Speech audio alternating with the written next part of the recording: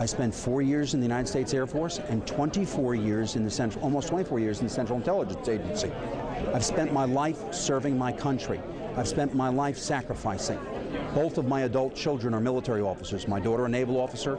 My son is an Army officer fighting in Kandahar right now. We all serve America.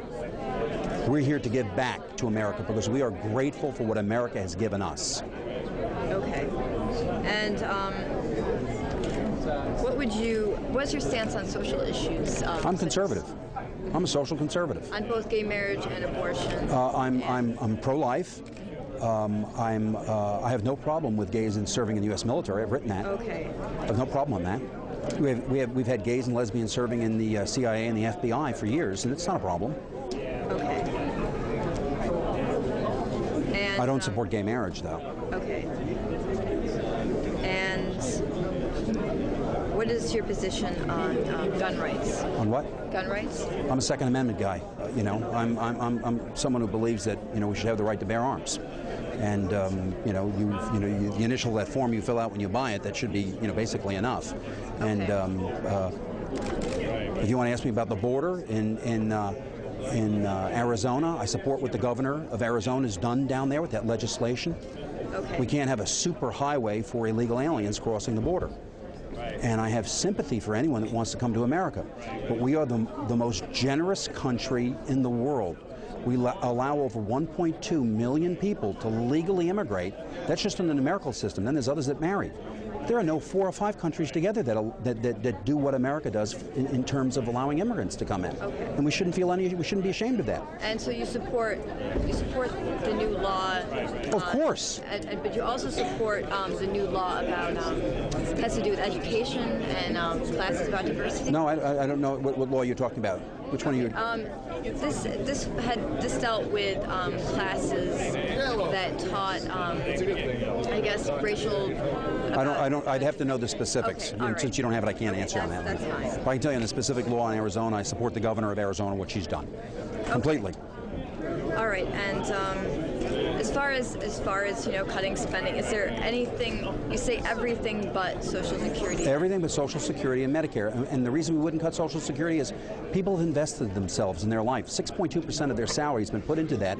Many of these people for 40 years, and their employees were putting another 6.2% in. So we need to be defending those members of our society that have been investing in this all those years.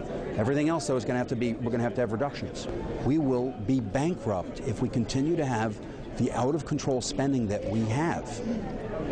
Okay. This is, the road forward is pretty clear, and it's going to have to be fiscal restraint. We're going to have to lower taxes, too. We need to have an environment where small businesses can thrive and where we don't drive large businesses out. Mm-hmm. These are the things that New Yorkers need. You go about lowering taxes here. We're going to have to lower taxes, and this is part of it. Well, first off, we're going to have to cut services too. We're going to have to look. We have to cut, and when you look at the federal side, because I'm not involved in the New York State budget, sure. But when you look at the federal side of this, we're going to have to cut everything but Social Security and Medicare. Mm-hmm. Everything. We spent 30% more than what we took in last year. You couldn't run your household that way for more than 1 year. We have $1 trillion deficits for as long as the eye can see. We have to cut everything. That includes defense, and I'm a defense guy. We have to be smart about this. I have a son on the battlefield. I'm not for stealing, things from him to do his fight. So I have skin in the game here.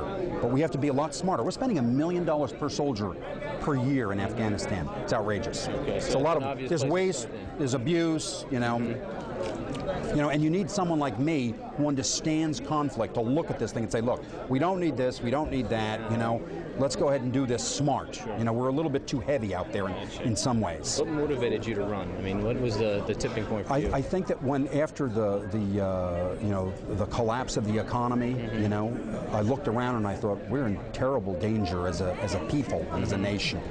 And if I'm ever going to step up, this is the time to step up now. Because if people like me don't step up, people who are committed to America and the Constitution, we're going to become a second-rate nation. How do you beat a guy like Chuck Schumer? You work hard every day. You get up at 6 a.m., you're at him from 6 a.m. to midnight. No one's invincible. Every contest is determined by the two combatants in there. He's not going to like running against me.